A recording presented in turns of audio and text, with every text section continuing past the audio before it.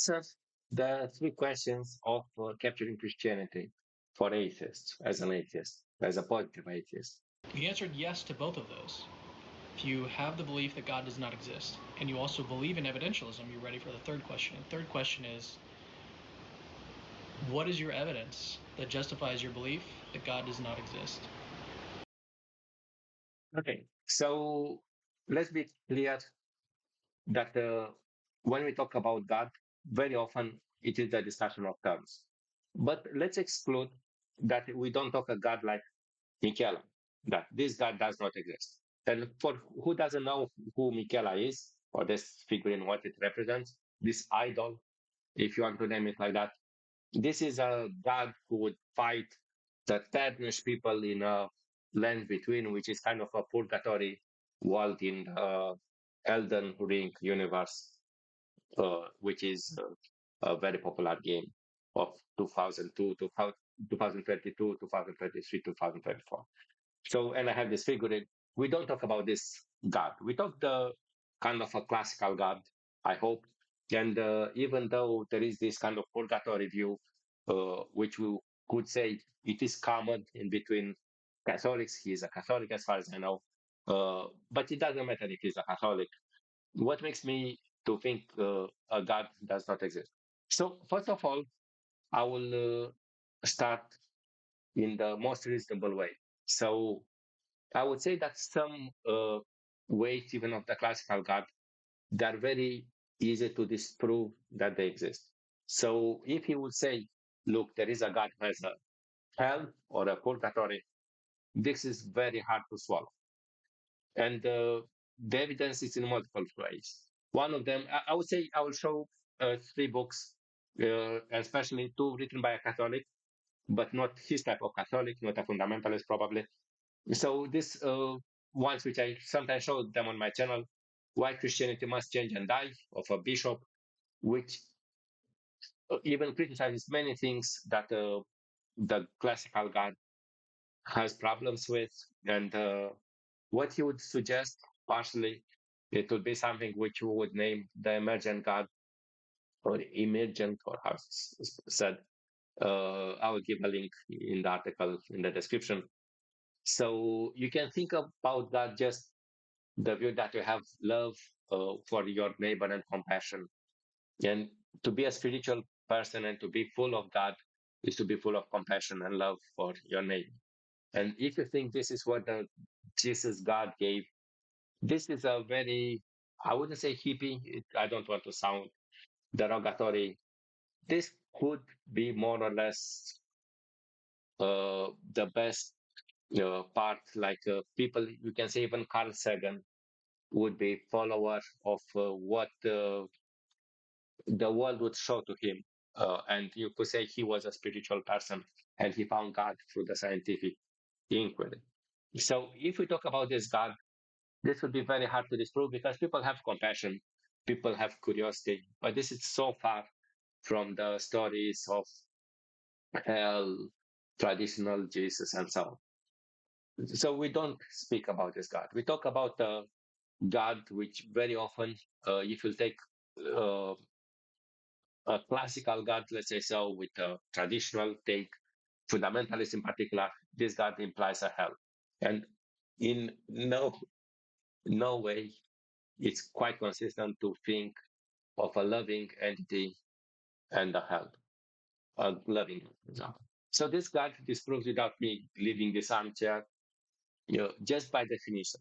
It quite often God has many incompatible definitions and philosophers find many limitations. There are limitations from paradoxes, logical paradoxes, which we rely on some fields of mathematics, of advanced mathematics and IT, which I used to work and I have contact with them.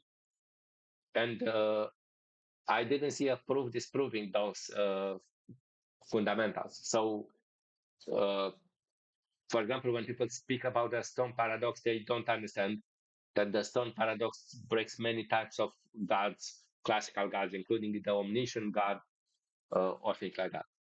And knowledge God. I mean, knowledging not only power, and it doesn't even care about this intertwining, like has to be powerful and good or things like that. Obviously, there are problems of evil and so on. But let's go beyond this. The typical God of the Bible, for example, it is intertwined with creation and creationism. And this part is not what we have in reality. We accept evolution. We accept many things that are not compatible. You have to twist the God in many ways to say that creation is the evolution and it's a myth. And to me, what is most interesting, yes, there are many myths people always make, but what it means that God beyond that myth. So, for example, Jesus heals leper, for example. You could say, look, this is a image how it will be fixed in heaven. Even if, let's say, you become the Catholic, which you reject hell, Catholicism, Pope, or whatever. What it remains if you take and dismantle all the things behind, like Jesus fixes people who are demonized. There are no demons as far as we understand right now that psychology.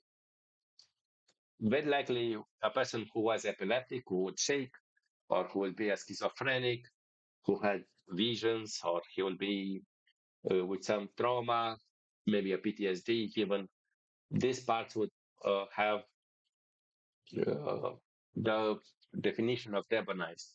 And even if Jesus would heal a person with this kind of diseases, or this is the story at least about it, what does it mean he talks with the demons? Who would listen to these demons?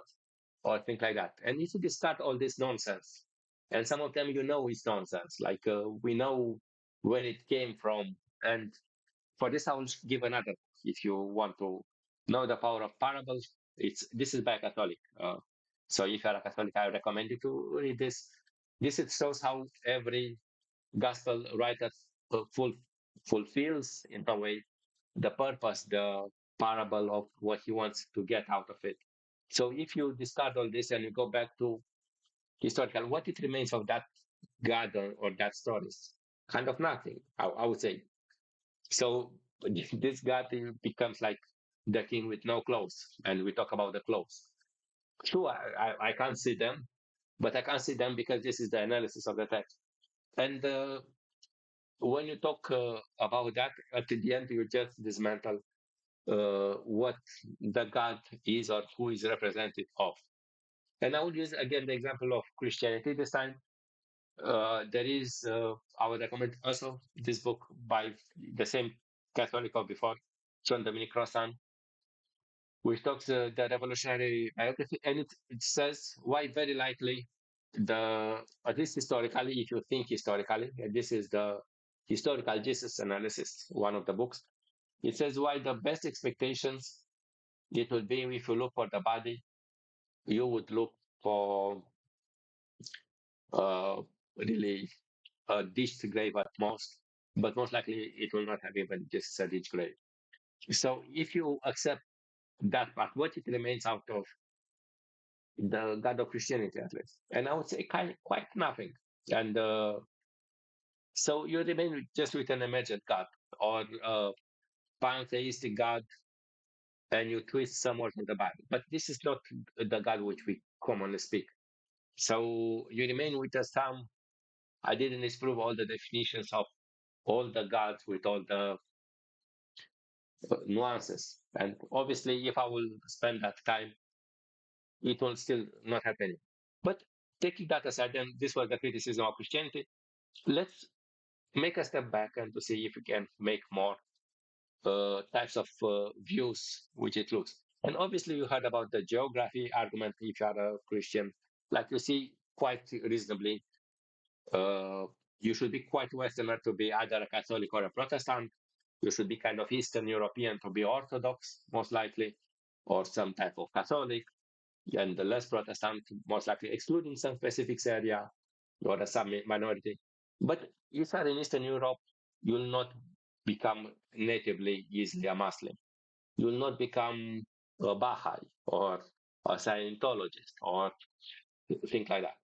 In the same is in China, the same is in Russia. You'll not see a revival of Catholicism in Russia right now. And You can find every time when you look for a reason, you'll find a historical, a reasonable reason why the things grew or how. Right now, in fact, in Romania, I'm native Romanian, there was a big Pentecostal growth out of other types of Christians, but the other types of Christians, which I will not name, part of the reason what was said is that that types of Christians, they are quite racist, and they quite often discard the Roma minority, the Gypsies. You may have heard them as that, and the Pentecostals are more accepting of Gypsies and openly uh, uh, letting them join. So this is a historical reason, and you don't see the Holy Ghost behind it. But let's take that aside. Do you see the Holy Ghost having any impact? And people say, yes, I have. But this is something that we can say, look, I pray to the Holy Ghost and I get a new treatment on something. I would pray to the Holy Ghost and I'll find a new discovery in mathematics. And Pentecostals will be like Jews today, that's so big into discovering prizes like with Nobel prizes. No, especially definitely not the fundamentalists. So the Holy Ghost looks also a very weak for stupid explanation. And just to be very clear, this explanation you can see them in Islam, in Hinduism, in Buddhism. I mean, especially the stronger views. So you don't have any explanatory power. And just to be very clear, if you go the fundamentalist, typically things are worse. So the most closer you get to the God, the worse are the LGBT mistreatment, the bad education, the not accepting or not understanding basic things like evolution and so on. So there is no knowledge. You work against knowledge, and the evidence it's against at least the common sense, pragmatic, practical take. And if you remove that, you remain only to meditate. If a God like this, it exists only in your mind, and I can think of a God in your mind. Yes, that exists.